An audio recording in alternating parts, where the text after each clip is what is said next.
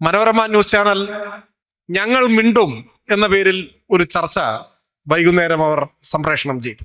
കുറച്ചു നാളായി. സമാനമായി ഏഷ്യാനെറ്റിലും ഉണ്ടായിരുന്നു, മറ്റു ചാനലിലും ഉണ്ടായിരുന്നു. പ്രശ്നം, കേരളത്തിലൊരു മാധ്യമ പ്രവർത്തകയെ സംബന്ധിച്ചൊരു പരാതി കൊടുത്തു. സർക്കാർ നേരിട്ട് എന്തെങ്കിലും ചെയ്തതല്ലേ, ഒരാൾ ഒരു പ്രൈവറ്റ് കംപ്ലൈന്റ് കൊടുത്തു. അപ്പൊ സ്വാഭാവികമായും അത് നിയമാനുസൃതമായ നടപടികളിലേക്കുണ്ട്. അത്തരമൊരു ഘട്ടത്തിൽ ഒരു മുഴം മുൻപേ എറിഞ്ഞ് പറയുകയാണ്, ഞങ്ങൾ മിണ്ടും, ഞങ്ങളെ നിശബ്ദരാക്കാൻ നോക്കണ്ട, ഞങ്ങൾ ധീരമായി ശബ്ദിച്ചുകൊണ്ടേയിരിക്കും. ഇതാണ് പറയുന്നത്. നമുക്കറിയാം, ജസ്റ്റിസ് ലോയ ദുരൂഹമായ സാഹചര്യത്തിൽ മരിച്ചുപോയി. അമിത്ഷായുടെ കേസിലെ ന്യായാധിപനായിരുന്നു. അത് സംബന്ധിച്ച് അന്വേഷണാത്മകമായ ഒരു റിപ്പോർട്ട് കാരവൻ പ്രസിദ്ധീകരിച്ചു. നിരഞ്ജൻ ധാക്കലെ എന്ന മാധ്യമ പ്രവർത്തകനാണത് തയ്യാറാക്കിയത്. ഏറെ പ്രശംസിക്കപ്പെട്ട ഒരു റിപ്പോർട്ടായിരുന്നു. എന്നാൽ ആ മാധ്യമ പ്രവർത്തകൻ കാരവന്റെ സ്റ്റാഫ് റിപ്പോർട്ടർ ആയിരുന്നില്ല എന്നതാണ് പ്രത്യേകത. അദ്ദേഹം മനോരമയുടെ ഉടമസ്ഥതയിലുള്ള ദ വീക്കിന്റെ മാധ്യമ പ്രവർത്തകനായിരുന്നു. പിന്നെന്താണ് ദ വീക്കിൽ ആ റിപ്പോർട്ട് വരാതിരുന്നത്? സ്വന്തം മാധ്യമ പ്രവർത്തകൻ ഇത്രമാത്രം പ്രാധാന്യമുള്ള ഒരു റിപ്പോർട്ട് തയ്യാറാക്കുമ്പോൾ അദ്ദേഹത്തെ അഭിനന്ദിക്കുകയും പ്രാധാന്യത്തോടു കൂടി അത് പ്രസിദ്ധീകരിക്കുകയല്ലേ ചെയ്യേണ്ടിയിരുന്നത്? പക്ഷെ അങ്ങനെ ഉണ്ടായില്ല. ആ റിപ്പോർട്ട് സ്വന്തം മാധ്യമത്തിലൂടെ വെളിച്ചം കാണില്ല എന്ന് ഉറപ്പായപ്പോഴാണ് നിരഞ്ജൻ ധാക്കലേക്ക് മറ്റൊരു മാധ്യമത്തെ സമീപിക്കേണ്ടതായി വന്നു. അപ്പൊ അവിടെ മിണ്ടിയാൽ അത് അവസാനത്തെ മിണ്ടലാകും എന്ന് മനോരമയ്ക്ക് നന്നായി അറിയാമായിരുന്നു. എവിടെയാണ് നിശബ്ദത പാലിക്കേണ്ടതെന്ന്, എവിടെയാണ് ശിരസ് കുനിച്ച് നിൽക്കേണ്ടതെന്ന്, എവിടെയാണ് ശബ്ദിക്കാനാവുന്നത് എന്ന് തിരിച്ചറിയാൻ മാത്രമുള്ള ബുദ്ധിയും ജ്ഞാനവുമെല്ലാം ഉള്ളവരാണ് കേരളത്തിലെ മാധ്യമ പ്രവർത്തകർ. ഞങ്ങൾ മിണ്ടും. എവിടെ മിണ്ടും? കേരളത്തിൽ മിണ്ടും. കേരളത്തിലെ ഗവൺമെന്റിനെ നിരന്തരം ആക്രമിക്കും. അങ്ങനെ ആക്രമിച്ചാലും വലുതായൊന്നും സംഭവിക്കാനില്ല. ഏറി വന്ന ഇതേപോലെ സെമിനാറിൽ നമ്മൾ ആരെങ്കിലുമൊക്കെ ഇങ്ങനെയൊക്കെ ചില വിമർശനങ്ങൾ ഉന്നയിക്കും, അത്രയേ ഉള്ളൂ. അതിനപ്പുറത്തേക്കൊന്നുമില്ല. എന്നാൽ അവിടെയാണെങ്കിലോ, കേന്ദ്രത്തിലാണെങ്കിലോ, ഏഷ്യാനെറ്റിലെ നേരത്തെ പറഞ്ഞ മുതിർന്ന മാധ്യമ പ്രവർത്തക കുംഭമേളയുടെ സമയത്ത് കുംഭമേളയെ സംബന്ധിച്ച് അതിന്റെ തയ്യാറെടുപ്പുകളെ വിമർശിച്ചുകൊണ്ട്, ചെറുതായി ഒന്ന് വിമർശിച്ചുകൊണ്ട് ഒരു പരിപാടി സംപ്രേഷണം ചെയ്തു. ഉടനെ ഏഷ്യാനെറ്റിന്റെ മുതലാളി കൂടിയായ BJP-യുടെ സംസ്ഥാന പ്രസിഡന്റ് കർശനമായ താക്കീത് കൊടുക്കുകയും അക്കാര്യം പരസ്യപ്പെടുത്തുകയും ചെയ്തു. അതുകൊണ്ടാണല്ലോ നമ്മൾ അറിഞ്ഞത്. അല്ലെങ്കിൽ അതിനെ ഒരു ഗോസിപ്പ് എന്ന് പറയും. ഞാൻ ഇങ്ങനെ ഇടപെട്ടിട്ടുണ്ട് എന്ന് അദ്ദേഹം പരസ്യപ്പെടുത്തി. മലയാള മാധ്യമ പ്രവർത്തനത്തെ സംബന്ധിച്ചിടത്തോളം എല്ലാ സെമിനാറുകളിലും മിക്കവരും ആവർത്തിക്കുന്ന ചില പ്രസിദ്ധീകരണങ്ങളുണ്ട്. സ്വദേശാഭിമാനി ആയാലും അല്ലമീൻ ആയാലും സുജനാനന്ദിനി ആയാലും ഒക്കെ അഭിമാനപൂർവം പരാമർശിക്കപ്പെടുന്ന കേരളത്തിലെ ആദ്യകാല മാധ്യമങ്ങളിൽ ചിലതാണ്. വേറെയുമുണ്ട്. എന്നാൽ അതിൻ്റെ അർത്ഥം അത്തരത്തിൽ അഭിമാനകരമായ മാധ്യമ പ്രവർത്തനത്തിന്റെ ഒരു ചരിത്രം മാത്രമാണ് നമുക്കുള്ളത് എന്നൊന്നുമല്ല. ബ്രിട്ടൻ നമ്മുടെ രാജ്യത്ത് ഭരണം നടത്തുകയും ഈ മലബാർ ബ്രിട്ടീഷ് മേധാവിത്വത്തിനെതിരെ ശക്തമായി പൊരുതി നിൽക്കുകയും ചെയ്ത ഒരു ഘട്ടത്തിൽ ബ്രിട്ടീഷ് പതാക സർവോത്കർഷേണ പാറട്ടെ എന്ന് പച്ചയായി മുഖപ്രസംഗം എഴുതാൻ മടിയില്ലാത്ത പത്രവും കേരളത്തിലുണ്ടായിരുന്നു. അന്നുണ്ട് ആ പത്രം, ഇന്നുമുണ്ട്. അപ്പൊ ബ്രിട്ടീഷ് ആധിപത്യം ഞങ്ങൾ സർവാത്മന സ്വീകരിക്കുന്നു. അത് വളരെ അഭിമാനകരമാണ്. ആ ബ്രിട്ടന്റെ പതാക ഈ മണ്ണിൽ സർവോത്കർഷേണ പാറട്ടെ എന്ന് ഹൃദയം നിറഞ്ഞ ആശംസ അർപ്പിച്ചത് ഏറെ പാരമ്പര്യമുള്ള മലയാള പത്രമാണ്. അതോടൊപ്പം ഏറെ പ്രമുഖമായ പത്രമാണ്. തങ്ങളുടെ പ്രസിദ്ധീകരണ ഉദ്ദേശം, ഞങ്ങളുടെ ലക്ഷ്യം, ഞങ്ങൾ എന്തിനു പ്രസിദ്ധീകരിക്കുന്നു. ദേശാഭിമാനി പ്രസിദ്ധീകരണം ആരംഭിക്കുന്ന ഘട്ടത്തിൽ കൃഷ്ണപിള്ള എഴുതുന്നുണ്ട്, എല്ലാ വിഭാഗം മനുഷ്യരെയും ഉണർത്തുക എന്നതാണ് ദേശാഭിമാനിയുടെ മുഖ്യ ചുമതല. മനുഷ്യരെ ഉണർത്തുക എന്നതാണ്. സ്വാതന്ത്ര്യത്തിനു വേണ്ടി ബ്രിട്ടീഷ് ആധിപത്യത്തിനെതിരെ ദേശാഭിമാന പ്രചോദിതരായി ഉണർത്തിയെടുക്കുക എന്നത്. അപ്പോൾ ഓരോ പത്രത്തിനും ഓരോ ലക്ഷ്യങ്ങൾ ഉയർത്തിപ്പിടിക്കുക പതിവുള്ള ഒരു കാലത്ത് ബ്രിട്ടീഷ് ചക്രവർത്തിനിക്ക് പറയാനുള്ള കാര്യങ്ങളെല്ലാം, അതിനെക്കുറിച്ചുള്ള വാചകമൊന്നും ഞാൻ അങ്ങനെ ഇവിടെ വിശദീകരിക്കുന്നില്ല, അതിലെ വിധേയത്വത്തിൻ്റെയും ദാസ്യ മനോഭാവത്തിൻ്റെയും എല്ലാം പ്രകടനം വല്ലാതെ അറപ്പുളവാക്കുന്നതാണ്. അങ്ങനെ ബ്രിട്ടീഷ് ചക്രവർത്തിക്ക് പറയാനുള്ള കാര്യമൊക്കെ അപ്പപ്പോൾ ആളുകളെ അറിയിക്കാനാണ് ഞങ്ങളുടെ ലക്ഷ്യം എന്ന് പ്രഖ്യാപിച്ച് പ്രസിദ്ധീകരണം ആരംഭിച്ച പത്രവും അന്നുമുണ്ട്, ഇന്നുമുണ്ട്.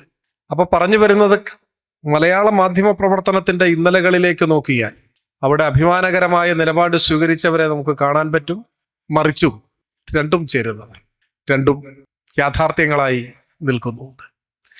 ഞാൻ കൂടുതൽ അത്തരം കാര്യങ്ങളിലേക്ക് ഇപ്പോൾ കടന്നു പോകണമെന്ന് ആഗ്രഹിക്കുന്നില്ല. ഇന്ന് ലോകമാകെ തന്നെ മാധ്യമ പ്രവർത്തനം വലിയ വെല്ലുവിളികളെ നേരിടുന്നുണ്ട്. ന്യൂയോർക്ക് ടൈംസിന്റെ ചീഫ് എഡിറ്റോറിയൽ റൈറ്റർ ആയിരുന്ന ജോൺ സുൽട്ടൺ തൻ്റെ സ്വന്തം മാധ്യമം പുറത്തിറക്കിക്കൊണ്ട്, സ്വന്തമായി ഒരു പത്രം പുറത്തിറക്കിക്കൊണ്ട് ഒരുപാട് കാലം മുൻപ് ന്യൂയോർക്കിൽ വെച്ച് നടത്തിയ ഒരു പ്രഭാഷണം മാധ്യമ പ്രവർത്തകരും ഒക്കെ പലപ്പോഴും പരാമർശിച്ച് കേട്ടിട്ടുണ്ട്. അദ്ദേഹം തന്റെ പ്രസംഗം ആരംഭിക്കുന്നത് തന്നെ സ്വതന്ത്ര മാധ്യമ പ്രവർത്തനം എന്ന ഒന്നില്ല എന്ന് പറഞ്ഞുകൊണ്ടാണ്. എങ്ങനെയെല്ലാമാണ് മാധ്യമ പ്രവർത്തനം എന്ന് പറയുന്നത് ഒരു ദാസ്യവേലയായി മാറുന്നത് എന്ന് അദ്ദേഹം ഒട്ടും മയമില്ലാതെ തന്റെ പ്രസംഗത്തിൽ പരാമർശിക്കുന്നുണ്ട്.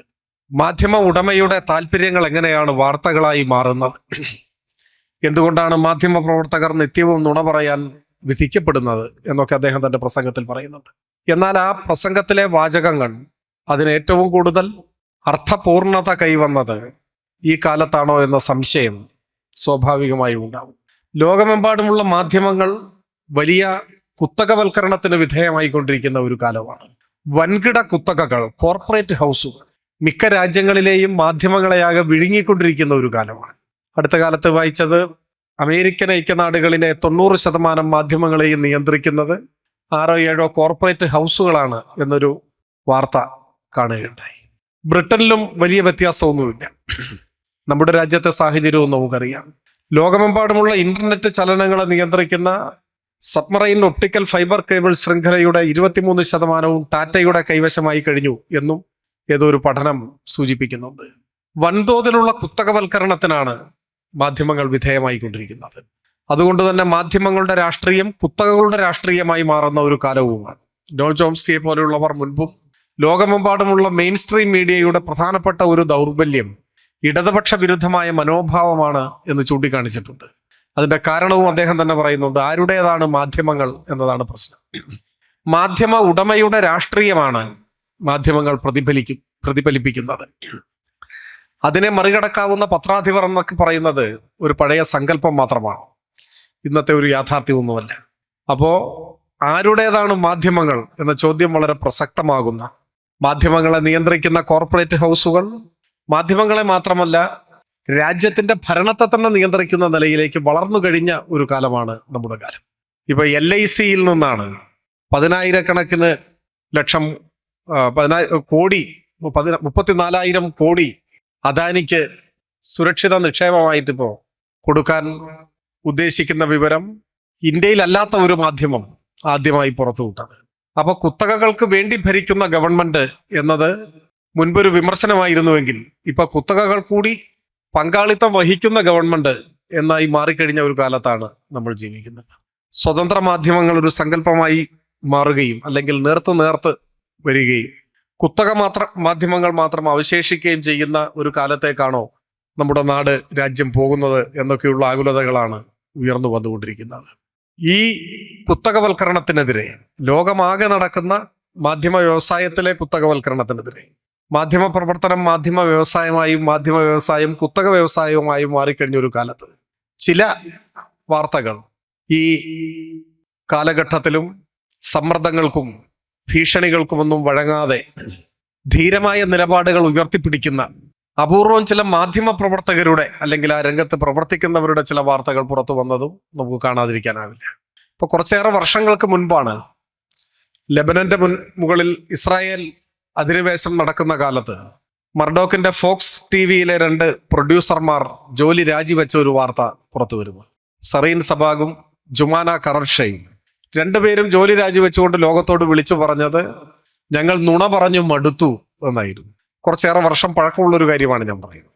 പക്ഷെ അത് ലോകമെമ്പാടും സാമ്രാജ്യത്വത്തിനെതിരെ നിലപാട് സ്വീകരിക്കുന്നവരെ ഒട്ടൊന്നുമല്ല പ്രതീക്ഷയുള്ളവരാക്കി മാറ്റിയത്.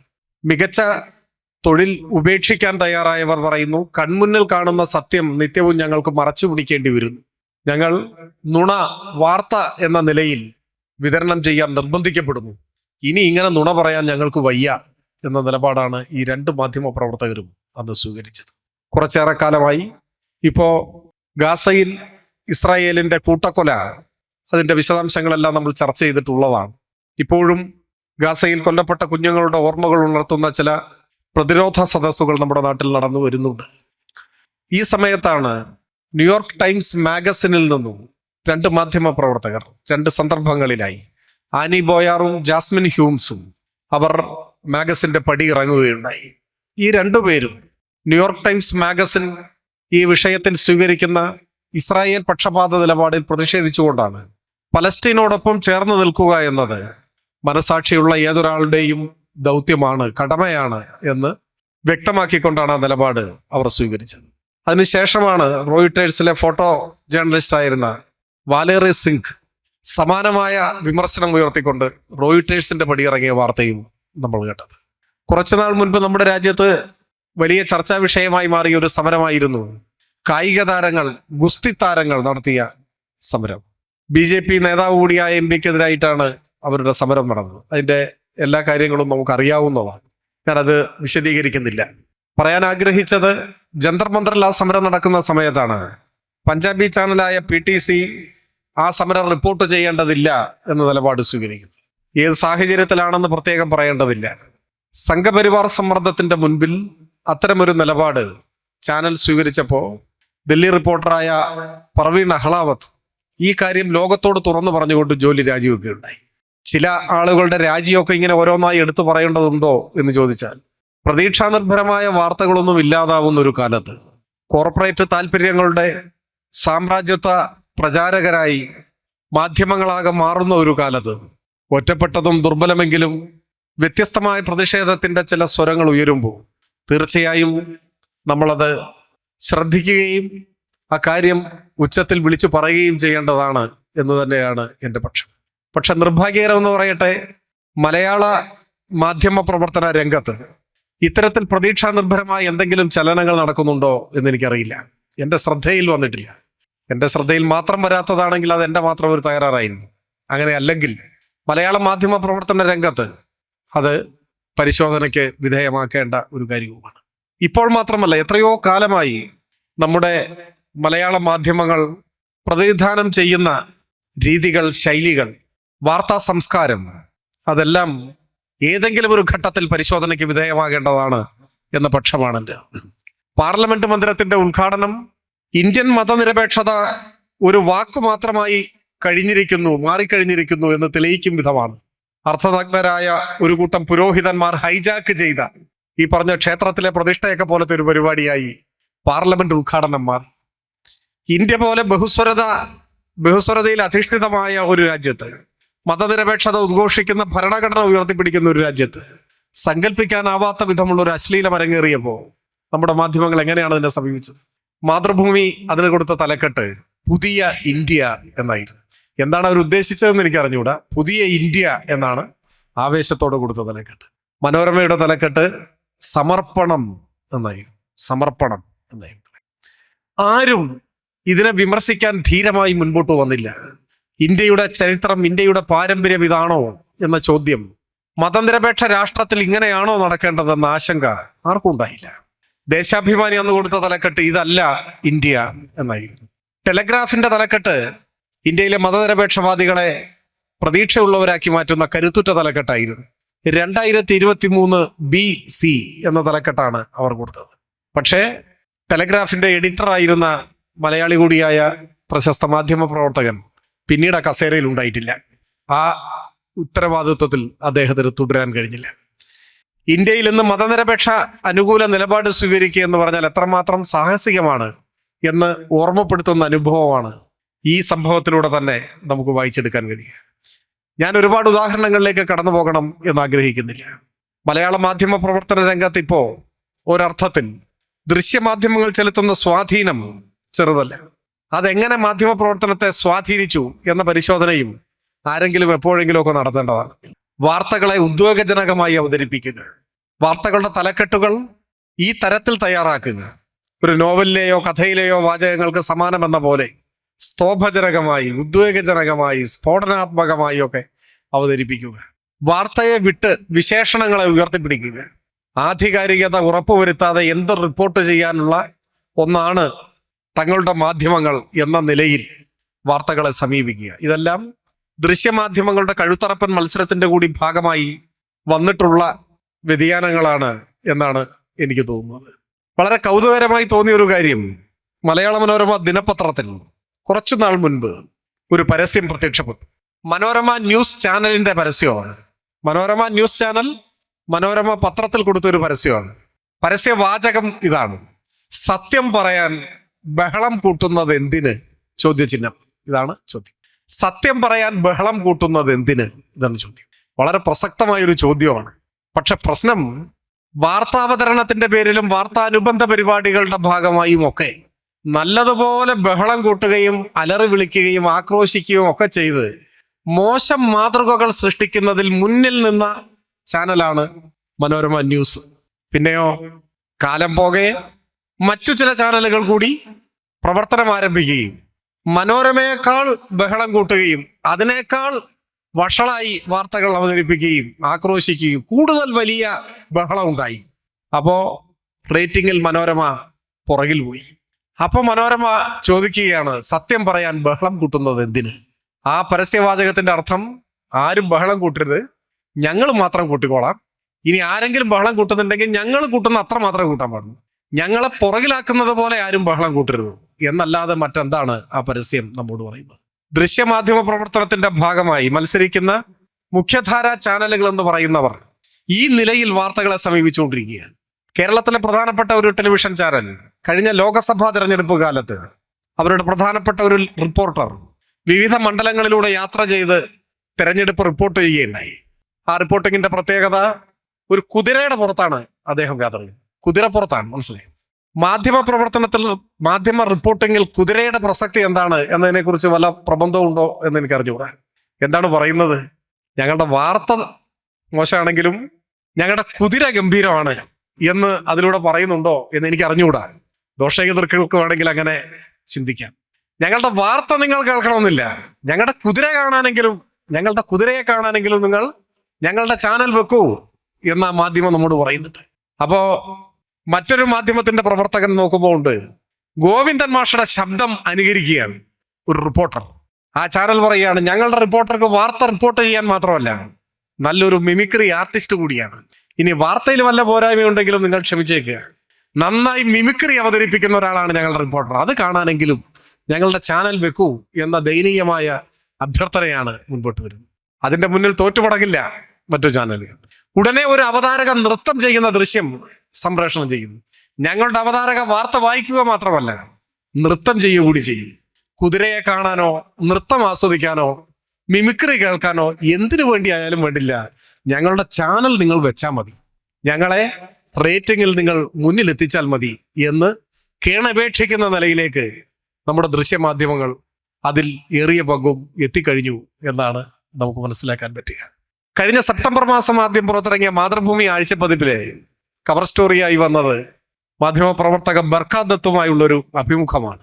ആ അഭിമുഖത്തിന്റെ തലക്കെട്ടായി കവറിൽ പ്രസിദ്ധീകരിച്ച വാചകം, ഈ അവതാരകർ ഇങ്ങനെ ആക്രോശിക്കുന്നത് എന്തിന് എന്നാണ്. ഈ അവതാരകർ ഇങ്ങനെ ആക്രോശിക്കുന്നത് എന്തിന്?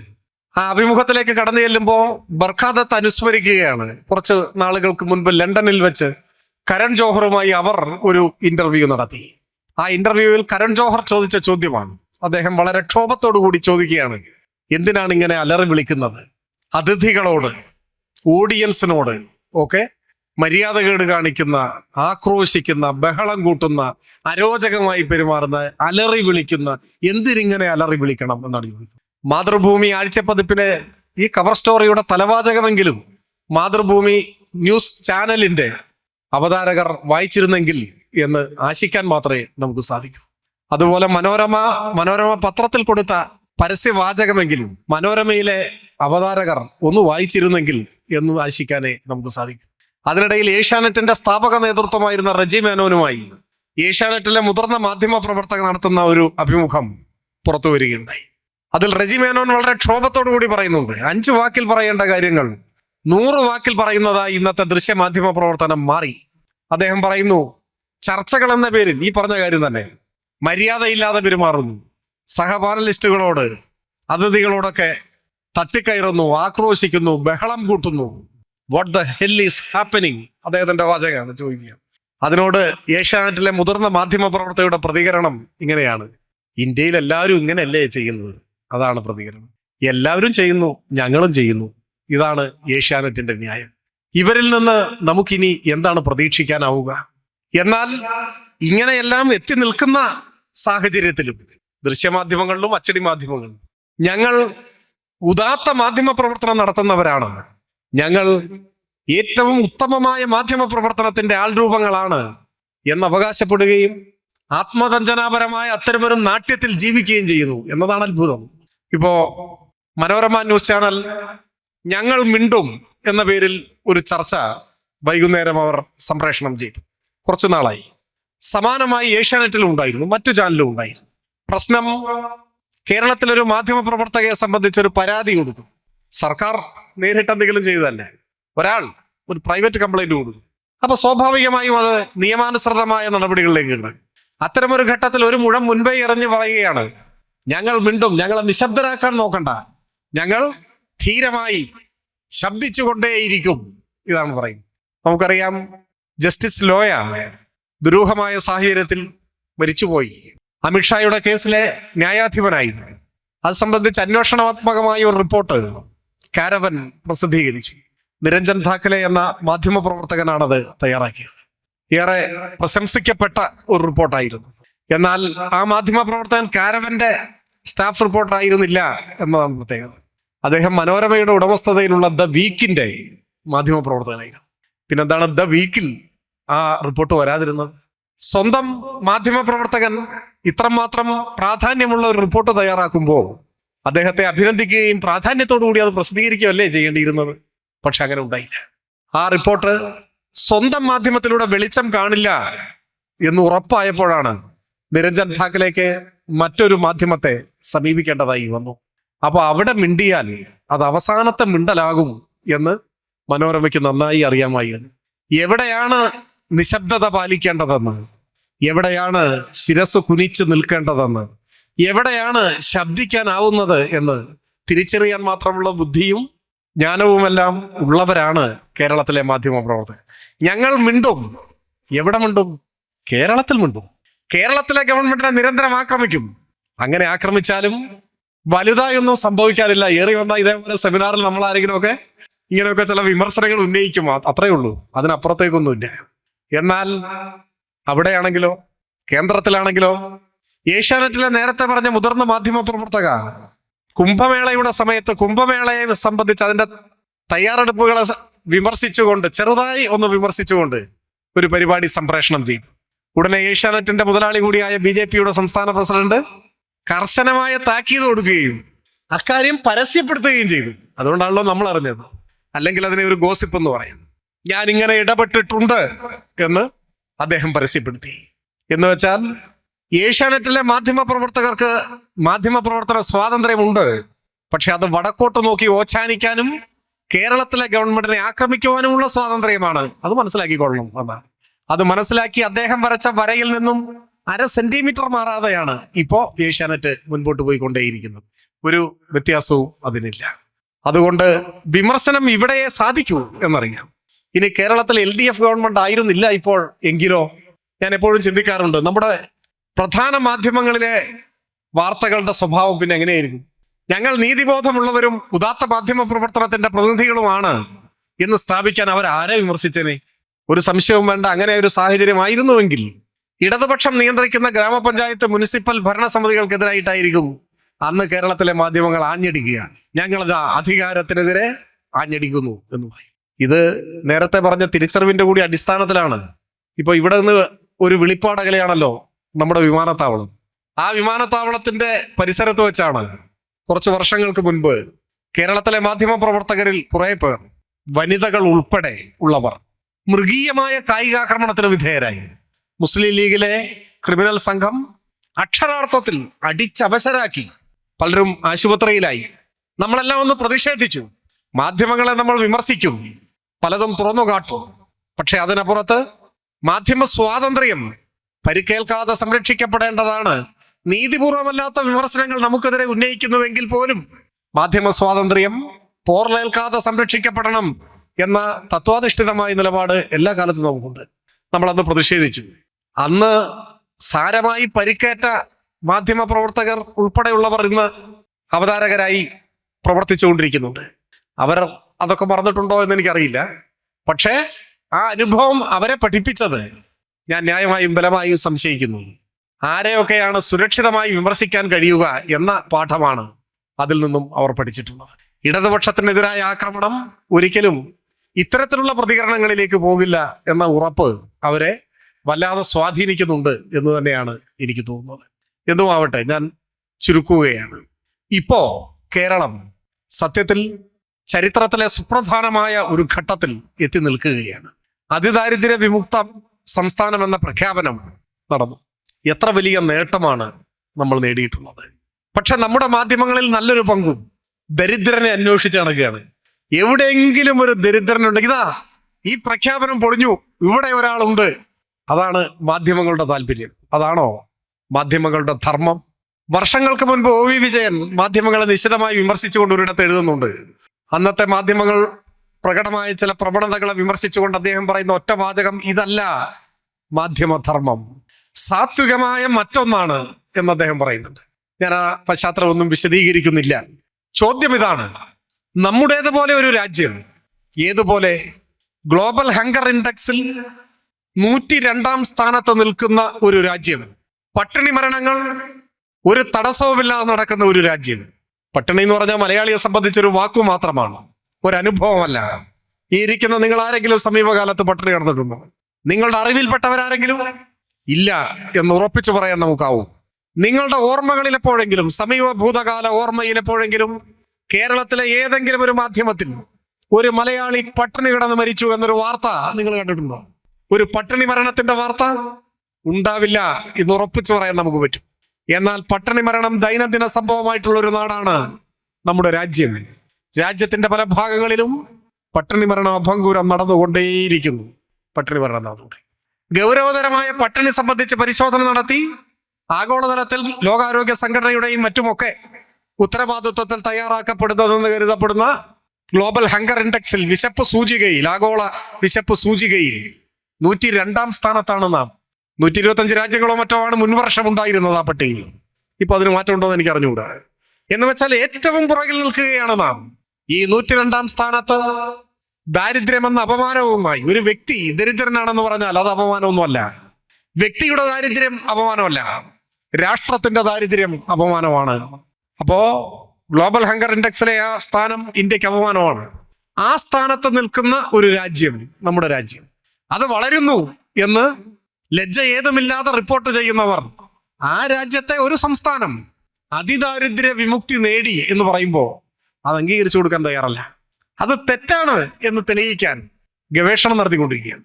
എല്ലാ ഊർജവും അതിനായി ചെലവഴിച്ചുകൊണ്ടേയിരിക്കുകയാണ്. സത്യത്തിൽ ഈ ഒരു നേട്ടം ഒരു സുപ്രഭാതത്തിൽ ഉണ്ടായ ഒരു മാറ്റമാണോ?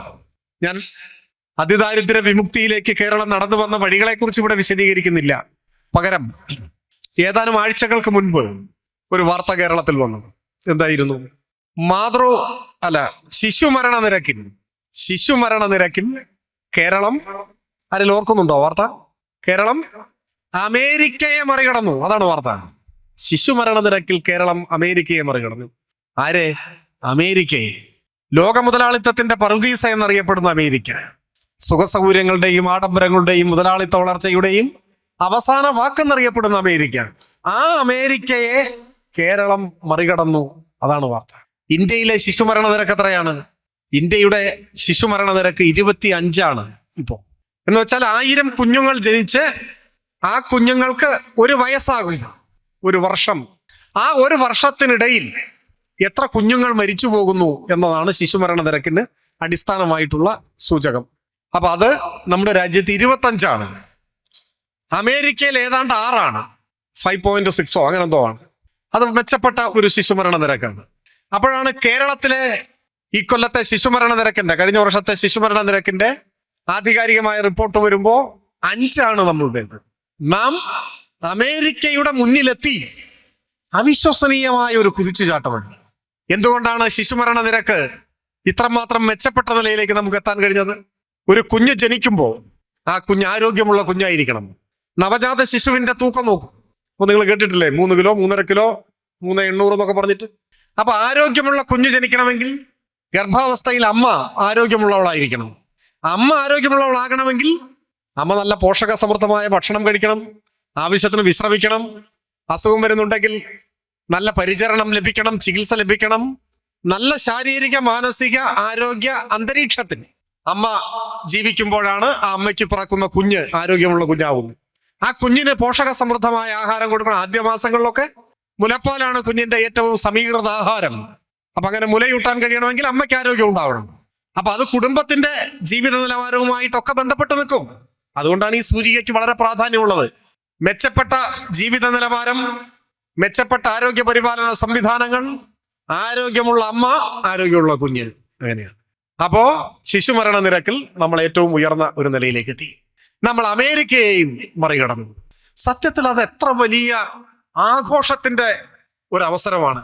കേരളം പോലെ ഒരു നാട്, 4 കോടിയിൽ താഴെ മനുഷ്യർ ജീവിക്കുന്ന ഒരു ദരിദ്ര രാജ്യത്തിലെ ഒരു കൊച്ചു സംസ്ഥാനം അമേരിക്കൻ ഐക്യനാടുകളെ സുപ്രധാനമായ ഒരു സാമൂഹ്യ വളർച്ചാ സൂചികയിൽ പിന്തള്ളി, പതാകകളുടെ നിറഭേദങ്ങൾക്കപ്പുറത്ത് സകല മനുഷ്യരും മാധ്യമങ്ങളും ഒന്നു ചേർന്ന് അഭിമാന പുരസ്സരം ആഘോഷിക്കേണ്ട ഒന്നല്ലേ.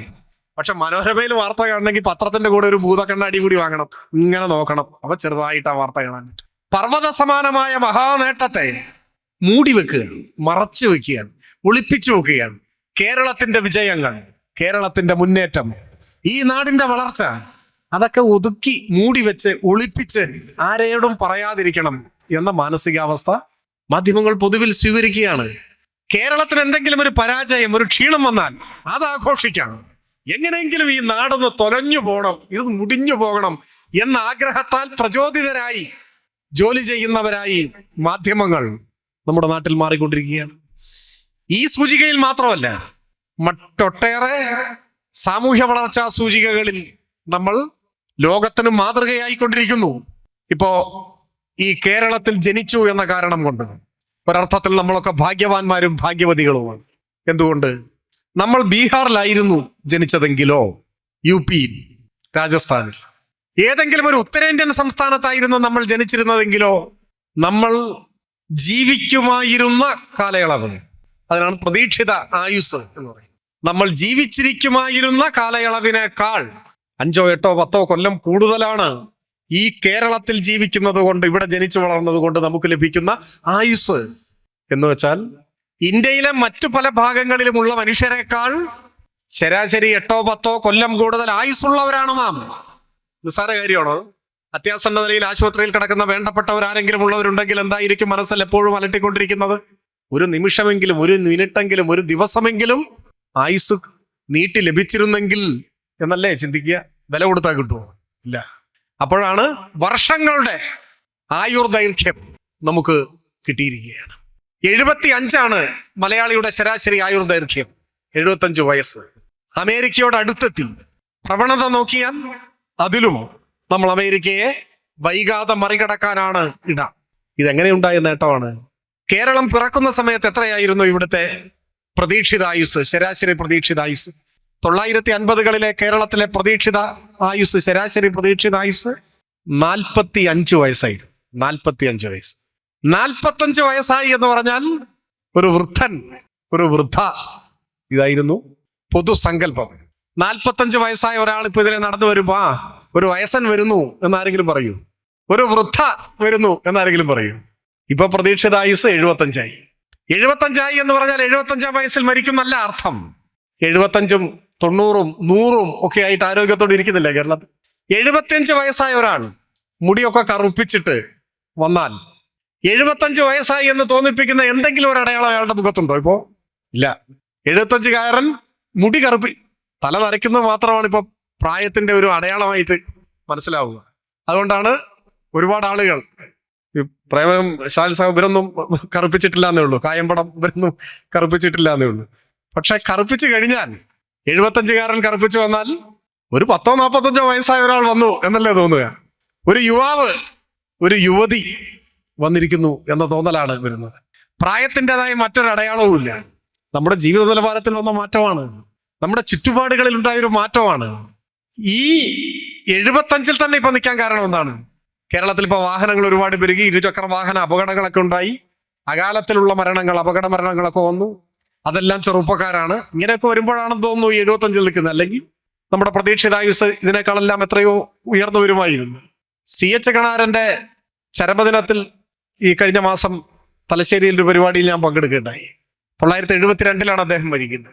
അപ്പൊ പ്രായമുള്ള ഒരു സഖാവിനോട് പറഞ്ഞു, അന്ന് പത്രത്തിൽ വന്ന വാർത്ത, അസുഖം ബാധിച്ചിട്ടാണല്ലോ CH മരിച്ചത്. പത്രത്തിൽ വന്ന വാർത്തയിലെ വാചകം എങ്ങനെയായിരുന്നു?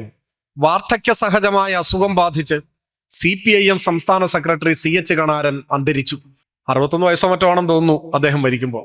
അപ്പോ ഒരു 10-60 വയസ്സായ ഒരാൾ മരിച്ചാൽ അന്ന് പത്രത്തിലെ ഒരു സ്ഥിരം വിശേഷണം വാർദ്ധക്യ സഹജമായ അസുഖം ബാധിച്ചു മരിച്ചു എന്നാണ്. ആ പ്രായത്തിൽ ഇപ്പോൾ ഒരാൾ മരിച്ചാൽ അങ്ങനെ ഏതെങ്കിലും ഒരു പത്രം എഴുതുമോ? 50കളിൽ ശരാശരി പ്രതീക്ഷിതായുസ് 45. 970 ആയപ്പോഴേക്ക് 60 വയസ്സിലൊക്കെ മരിച്ചാൽ അത് വാർദ്ധക്യ സഹജമാണ്. ഇപ്പോ പ്രതീക്ഷിതായുസ് 75. ഇതിങ്ങനെ മുന്നോട്ട് പോവാണ്. ഇത്തരത്തിലുള്ള വലിയ മാറ്റങ്ങൾ നമ്മുടെ നാട്ടിലുണ്ടായിക്കൊണ്ടിരിക്കുന്നു. സമ്പൂർണ്ണ വൈദ്യുതീകരണം യാഥാർത്ഥ്യമായ ആദ്യത്തെ ഇന്ത്യൻ സംസ്ഥാനം കേരളം. രണ്ടാമത്തെ സംസ്ഥാനം ഏതാണ്? ആർക്കെങ്കിലും പറയാമോ? പറയാൻ കഴിയില്ല. കാരണം രണ്ടാമത്തെ സംസ്ഥാനം ഇല്ല, ആദ്യത്തെ സംസ്ഥാനമേ ഉള്ളൂ. സമ്പൂർണ്ണ വെളിയുടെ വിസർജന വിമുക്ത സംസ്ഥാനം. പച്ച മലയാളത്തിൽ പറഞ്ഞാൽ എല്ലാ വീട്ടിലും ടോയ്ലറ്റ് പച്ച മലയാളമല്ല, പക്ഷെ മലയാളമായി. ആദ്യത്തെ ഇന്ത്യൻ സംസ്ഥാനം. ഇതിലെന്താണ് ഇത്ര നേട്ടം എന്നാണെങ്കിൽ അവിടെയും രണ്ടാമത്തെ സംസ്ഥാനം ഇല്ല, കേരളമേ ഉള്ളൂ. ഇങ്ങനെ വിവിധ രംഗങ്ങളിൽ കൈവരിച്ച വലിയ നേട്ടങ്ങൾ, അത് പ്രതീക്ഷിതായുസിന്റെ കാര്യത്തിൽ, ശിശുമരണ നിരക്കിന്റെ കാര്യത്തിൽ, മാതൃമരണ നിരക്കിന്റെ കാര്യത്തിൽ, ഇങ്ങനെയെല്ലാമുള്ള ജീവിത സൂചികകളുണ്ടായ മാറ്റം, വളർച്ച, അതിന് ഇടയാക്കിയ ആസൂത്രണം, ക്ഷേമ പദ്ധതികൾ. 63 ലക്ഷം മനുഷ്യർക്കാണ് ക്ഷേമ പെൻഷൻ, അതാണ് ഇപ്പോൾ വർദ്ധിപ്പിച്ചത്. ഇപ്പൊ അതിന് പുറമെ ഒരു 33 ലക്ഷം കൂടി വീട്ടമ്മമാർ പെൻഷൻ അർഹരായി ഇപ്പൊ പ്രഖ്യാപിച്ചു. ചെറുപ്പക്കാർ, അതും തൊഴിൽ കിട്ടുന്നത് വരെയുള്ള സ്റ്റൈപ്പൻഡ് ഇപ്പൊ പ്രഖ്യാപിച്ചു. ഇതെല്ലാം കൂടി വരുമ്പോഴേക്ക് കേരളത്തിലെ മൊത്തം ജനസംഖ്യയുടെ 1/4 പ്രത്യക്ഷമായി ഇത്തരം ക്ഷേമ പദ്ധതികളുടെ ഗുണഭോക്താക്കളായി മാറുകയാണ്. ലോകത്തിൽ വേറെ ഇവിടെ ഇങ്ങനെ ഉണ്ടാവില്ല. ഇതിന്റെ എല്ലാം തുടർച്ചയിലാണ് അതിദാരിദ്ര്യ വിമുക്തി എന്ന മഹത്തായ ഒരു ലക്ഷ്യം നമ്മൾ ആർജിച്ചത്. ഇതിന്റെ എല്ലാം ഭാഗമായി രൂപപ്പെട്ടു വന്നൊരവസ്ഥയാണ്. അതിന് പ്രത്യേകമായ പദ്ധതി ഉണ്ട് താനും. ഓരോ മനുഷ്യനെ കണ്ടെത്തി അയാളെ കൈപിടിച്ച് മെച്ചപ്പെട്ട ജീവിതത്തിലേക്ക് നയിക്കുകയാണ്. പക്ഷെ നോക്കുന്നത് എന്താണ്? എവിടെയെങ്കിലും ഒരാൾ ഉണ്ടാവും, ഒരാളല്ല, 10 ആളല്ല, 100 ആളുണ്ടാവും.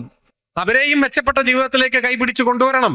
പക്ഷെ വളരെ ശാസ്ത്രീയമായി നടത്തിയ ഒരു പരിശോധനയുടെ ഭാഗമായി 64,006 കുടുംബങ്ങളെ കണ്ടുപിടിച്ച് അവരെ ജീവിതത്തിലെ മെച്ചപ്പെട്ടൊരു നിലയിലേക്ക് അനയിച്ചു. ഭക്ഷണം, വസ്ത്രം, ചികിത്സ ഇതൊക്കെ ഉറപ്പുവരുത്തുന്ന ഒരു മെച്ചപ്പെട്ട ജീവിത സാഹചര്യത്തിലേക്ക് കൊണ്ടുവന്നു. ആ നേട്ടത്തെ അംഗീകരിക്കണ്ടേ? ക്ഷേമ പെൻഷൻ ഇപ്പൊ വർദ്ധിപ്പിച്ചു 400 രൂപ. അതിനു മുമ്പ് ഏതോ ഒരു ഓൺലൈൻ മാധ്യമം 200 രൂപ വർദ്ധിപ്പിക്കാൻ പോകുന്നു എന്നൊരു വാർത്ത കൊടുത്തു. അത് നിങ്ങൾ ശ്രദ്ധിച്ചില്ലേ? 2 ആഴ്ച മുമ്പ് 200 രൂപ വർദ്ധിപ്പിക്കും എന്നാണ് വാർത്ത. സത്യത്തിൽ ആ വാർത്തയിൽ ഒരു കൗതുകമുണ്ട്. എന്താന്ന് വെച്ചാൽ വർദ്ധിപ്പിക്കുന്നുള്ളത് എല്ലാവർക്കും അറിയും. ഗവൺമെന്റ് മാനിഫെസ്റ്റോയിൽ പറഞ്ഞു, തെരഞ്ഞെടുപ്പ് ഈ തദ്ദേശ തെരഞ്ഞെടുപ്പ് കഴിഞ്ഞാൽ ഏപ്രിൽ നിയമസഭാ തെരഞ്ഞെടുപ്പ് വരുമെന്ന് പ്രതീക്ഷിക്കപ്പെടുന്നു. അപ്പോൾ ഗവൺമെന്റിന്റെ കാലാവധി പൂർത്തിയാവും. അത് കഴിഞ്ഞാൽ പിന്നെ ഈ ഗവൺമെന്റിനെ പ്രഖ്യാപിക്കാൻ പറ്റില്ല. അപ്പൊ കാലാവധി പൂർത്തിയാകുന്നതിന് മുൻപ് ഇത് വർദ്ധിപ്പിക്കും എന്ന് പൊതുവെ എല്ലാവരും പ്രതീക്ഷിക്കുന്നുണ്ട്. അപ്പൊ അതൊരു വാർത്തയായിട്ട് കൊടുത്തതാണ്. പക്ഷെ വാർത്തയായി കൊടുക്കുമ്പോൾ കൊടുക്കുന്ന മാധ്യമത്തിന്റെ പ്രതീക്ഷ ഏറി വന്നാൽ 200 കൂട്ടും. അതാണ് 200 വർദ്ധിപ്പിക്കും. ഇവന്റെ പ്രതീക്ഷ 200 വരെ പോയിട്ടുള്ളൂ. ഇപ്പൊ വർദ്ധിപ്പിച്ചപ്പോ 400 അതാണ്. നമ്മുടെ എതിരാളികൾ സ്വപ്നം കാണുന്നതിനും അപ്പുറം യാഥാർത്ഥ്യമാക്കാൻ ഈ ഗവൺമെന്റിന് കഴിഞ്ഞു എന്നതാണ് ഈ ഗവൺമെന്റിന്റെ പ്രത്യേകത. ഇവർ ഈ വാർത്ത തയ്യാറാക്കിയിട്ട് 200 കൊടുത്തു. ആ സമയത്ത് UDFന്റെ കൺവീനർ അടൂർ പ്രകാശിന്റെ ഒരു പ്രസ്താവന പുറത്തു വന്നു. അപ്പോഴും ഇപ്പോഴും സത്യം പറഞ്ഞാൽ എനിക്കത് മനസ്സിലായിട്ടില്ല ആ പ്രസ്താവന. കേരളത്തിലെ പ്രതിപക്ഷത്തെ ബാധിച്ചിട്ടുള്ള അസുഖത്തിന്റെ ആഴം ആ പ്രസ്താവനയിൽ മനസ്സിലാക്കാൻ പറ്റും. എന്തായിരുന്നു പ്രസ്താവന? ഏതാണ്ട് ഇങ്ങനെയാണ്: പ്രകടന പത്രികയിൽ പറഞ്ഞ കാര്യങ്ങൾ ഇങ്ങനെ നടപ്പാക്കുന്നത് ശുദ്ധ മര്യാദകേടാണ്. ഇതാണ് പ്രസ്താവന. ഞാൻ ഒന്നും കൂടി വായിച്ചു നോക്കി, ഇനി വായിച്ചപ്പോ തെറ്റിപ്പോയതാണ്. പ്രകടന പത്രികയിൽ പറഞ്ഞ കാര്യങ്ങൾ ഇങ്ങനെ നടപ്പാക്കുന്നത് ശുദ്ധ മര്യാദകേട്, അങ്ങനെയാണ് അദ്ദേഹം പറഞ്ഞത്. സത്യത്തിൽ മറിച്ചല്ലേ പറയേണ്ടത്? പ്രകടന പത്രികയിൽ പറഞ്ഞ കാര്യങ്ങൾ നടപ്പാക്കാത്തത് ശുദ്ധ മര്യാദകേട് എന്നല്ലേ പറയേണ്ടത്? അല്ലെങ്കിൽ 200 വർദ്ധിപ്പിക്കുമെന്ന വാർത്ത വരുമ്പോ ഇത് പോരാ, 400 വർദ്ധിപ്പിക്കണം എന്നല്ലേ പ്രതിപക്ഷം ആവശ്യപ്പെടേണ്ടത്? അല്ലെങ്കിൽ 1000 വർദ്ധിപ്പിക്കണം, ഒരിക്കലും നടക്കാത്തത് പറയാ, അങ്ങനെ അല്ലേ ആവശ്യപ്പെടേണ്ടത്? അല്ലെങ്കിൽ ഇത്ര വൈകി, അതിനെയല്ലേ വിമർശിക്കേണ്ടത്? പക്ഷെ അദ്ദേഹം വിമർശിച്ചത് ഇത് നടപ്പാക്കാൻ പാടില്ല എന്നാണ്. ഇത് ശുദ്ധ മര്യാദകേടാണ് എന്നാണ്. അതിൽ കൂടുതൽ ഇതിനെ നമുക്ക് ഈ പ്രതിപക്ഷത്തിന്റെ വർത്തമാനകാല സ്ഥിതിയെ മനസ്സിലാക്കാൻ മറ്റുദാഹരണം തേടി പോകണ്ട. പക്ഷെ അതിനും അപ്പുറത്ത് അതേ നിലവാരത്തിൽ കേരളത്തിലെ പ്രമുഖ മാധ്യമങ്ങൾ നിൽക്കുന്നു എന്നതാണ് സങ്കടകരം. അതേ നിലവാരത്തിലാണ് നിൽക്കുന്നത്. ഇത് കേരളത്തിലെ ജനങ്ങൾ ശരിയായി തിരിച്ചറിയുക എന്നല്ലാതെ മറ്റെന്തെങ്കിലും ഒരു പോംവഴിയുണ്ട് എന്ന് ഞാൻ കരുതുന്നില്ല. ജനം മാധ്യമങ്ങളെ തിരുത്തുന്ന ശക്തിയായെങ്കിൽ മാത്രമേ മാധ്യമങ്ങൾക്ക് വാർത്തകളെ സമീപിക്കുന്നത് കുറെ കൂടി നീതിപൂർവമാകണം എന്ന തോന്നലുണ്ടാവും. അത് തുടങ്ങിയിട്ടുണ്ട് എന്നാണ് എനിക്ക് തോന്നുന്നത്. മനോരമ ന്യൂസ് ചാനൽ ഈ ക്ഷേമ പദ്ധതികളാകെ പ്രഖ്യാപിച്ചപ്പോൾ അസ്വസ്ഥപൂർണമായ മനസ്സോടെ ഒരു ചർച്ച നടത്തി. അപ്പോ പ്രേക്ഷകർക്ക് നേരിട്ട് വിളിക്കാം. ഒരു പ്രേക്ഷകൻ വിളിച്ച് ഉചിതമാം വിധം പ്രതികരിച്ചിട്ടുണ്ട്. ആ പ്രതികരണം ഞാനിവിടെ പറയുന്നില്ല. ഒരു പ്രേക്ഷകൻ ഉചിതമായി പ്രതികരിച്ചിട്ടുണ്ട്. പണ്ട് പെട്രോൾ സെസ് വർദ്ധിപ്പിക്കുന്ന സമയത്ത് ജനങ്ങളുടെ ഇടയിലേക്ക് ഇറങ്ങി മൈക്കുമായി. അപ്പോൾ പാലക്കാട്ടും എറണാകുളത്തൊക്കെ ഉള്ള ഓട്ടോറിക്ഷ ഡ്രൈവർമാർ യഥാർത്ഥത്തിലുള്ള ജനങ്ങളുടെ പ്രതികരണം അവരെ അറിയിച്ചിട്ടുണ്ട്. അതോടുകൂടി അത് അവരവസാനിപ്പിക്കുകയുണ്ടായി. ജനങ്ങൾ തിരുത്തുകയല്ലാതെ പോംവഴിയില്ല. ഒടുവിൽ ഒരു ഉദാഹരണം കൂടി പറഞ്ഞ് അവസാനിപ്പിക്കാം. ഒരു ആൾ, അദ്ദേഹത്തിന്റെ മകൾ മരിച്ചുപോയി, അമീബിക് മസ്തിഷ്ക ജ്വരം ബാധിച്ച്. അപ്പൊ സ്വാഭാവികമായി അതിന്റെ ഭാഗമായി ഉണ്ടാകുന്ന മാനസിക പ്രശ്നങ്ങൾ കൊണ്ടാവാം, എനിക്കറിഞ്ഞുകൂടാ, അക്രമാസക്തനായി. ഏതായാലും അതിപ്പോ നിയമ നടപടികളുടെ ഒക്കെ ഭാഗമായിട്ട് നിൽക്കുന്ന ഒരു കേസാണ്. ആശുപത്രിയിൽ പോയി ആദ്യം കണ്ട ഡോക്ടറെ കൊല്ലാൻ ശ്രമിച്ചു. ആദ്യം കണ്ട ഡോക്ടറെ വെട്ടിക്കൊല്ലുകയാണ്. ഏത് പരിഷ്കൃത സമൂഹം എന്തിന്റെ പേരിലാണെങ്കിലും, ഈ കുട്ടിയെ ചികിത്സിച്ച ഡോക്ടർ പോലുമല്ല, ചികിത്സാ പിഴവ് എന്നുള്ളത് അദ്ദേഹത്തിന്റെ ഒരു ആരോപണമാണ്. അതിനെ സാധൂകരിക്കുന്ന ഒന്നുമല്ല വസ്തുതകൾ. എന്തോ ആവട്ടെ, ഞാൻ ആ വിഷയത്തിലേക്ക് ഇപ്പോ കടക്കുന്നില്ല. ഡോക്ടറെ വെട്ടി. ഡോക്ടർ ഗുരുതരാവസ്ഥയിൽ ആശുപത്രിയിലായി. സർക്കാർ ആശുപത്രിയിൽ ജോലി ചെയ്യുന്ന ഒരു ഡോക്ടറാണ്. സർക്കാർ ആശുപത്രിയിൽ ജോലി ചെയ്യുന്ന ഡോക്ടർമാർ പൊതുവിൽ കേരളത്തിൽ നല്ല സൽപ്പേരുള്ളവരാണ്, നല്ല പരിചയസമ്പന്നരാണ്. എന്നു മാത്രമല്ല, വൻതോതിലുള്ള അമേരിക്കൻ നിക്ഷേപം കേരളത്തിലെ സ്വകാര്യ ആശുപത്രികളിലേക്ക് വരികയാണ്. കേരളത്തിലെ സ്വകാര്യ ആശുപത്രികൾ കേരളത്തിലെ മുതലാളിമാരുടേതല്ലാതായി മാറിക്കൊണ്ടിരിക്കുകയാണ്. ബഹുരാഷ്ട്ര കുത്തകളുടേതായി മാറുകയാണ്. ഓരോ ഡോക്ടറുടെയും മണിക്കൂറിന് വില പറഞ്ഞിട്ടാണ് അവരെ നിയമിച്ചുകൊണ്ടിരിക്കുന്നത്. ആ പ്രലോഭനങ്ങൾക്കൊന്നും പോകാതെ സാധാരണക്കാരായ രോഗികളെ ചികിത്സിച്ച് സർക്കാരിന്റെ ശമ്പളം മതി എന്ന് തീരുമാനമെടുത്തവരാണ് ഇപ്പോ കേരളത്തിലെ സർക്കാർ ആശുപത്രികളിലെ ഡോക്ടർമാരിൽ എല്ലാവരും. അപ്പൊ അങ്ങനെ ഒരാളാണ് ഇങ്ങനെ ആക്രമിക്കപ്പെട്ട ആശുപത്രിയിൽ കിടക്കുന്നത്. പ്രതിയെ പോലീസ് അറസ്റ്റ് ചെയ്തു. മറ്റ് നിയമ നടപടികൾക്കായി കൊണ്ടുപോവാണ്. ഓടിക്കിതച്ചെത്തിയ മാധ്യമ പ്രവർത്തകന്റെ ചോദ്യം, ഈ വെട്ട് നിങ്ങൾ ആർക്ക് ഡെഡിക്കേറ്റ് ചെയ്യുന്നു എന്നാണ്. ഈ വെട്ട് നിങ്ങൾ ആർക്ക് ഡെഡിക്കേറ്റ് ചെയ്യുന്നു? 2025 മലയാള മാധ്യമ പ്രവർത്തന രംഗത്ത്, പ്രത്യേകിച്ച് ദൃശ്യ മാധ്യമ പ്രവർത്തനത്തിന്റെ നിലവാരം അളക്കാൻ ഈ ഒരൊറ്റ ചോദ്യം മതിയാണ്. ഈ വെട്ട് നിങ്ങൾ ആർക്ക് ഡെഡിക്കേറ്റ് ചെയ്യുന്നു? അതിന്റെ മറുപടി ഈ മൈക്കിലൂടെ പറഞ്ഞ പാർട്ടി മെമ്പർഷിപ്പ് പോകാൻ സാധ്യതയുള്ളത് കൊണ്ട് ഞാൻ അതിലേക്ക് കടക്കുന്നില്ല. ഈ നിലയിലേക്ക് എത്തിയ മലയാള മാധ്യമ പ്രവർത്തന രംഗത്തെ തിരുത്തുന്ന ശക്തിയായി ജനങ്ങൾ ഇന്നല്ലെങ്കിൽ നാളെ അവരുടെ പങ്ക് ജനാധിപത്യപരമായി നിർവഹിക്കും എന്നാശിച്ചുകൊണ്ട് ഞാൻ എൻ്റെ എളിയ വാക്കുകൾ അവസാനിപ്പിക്കുന്നു.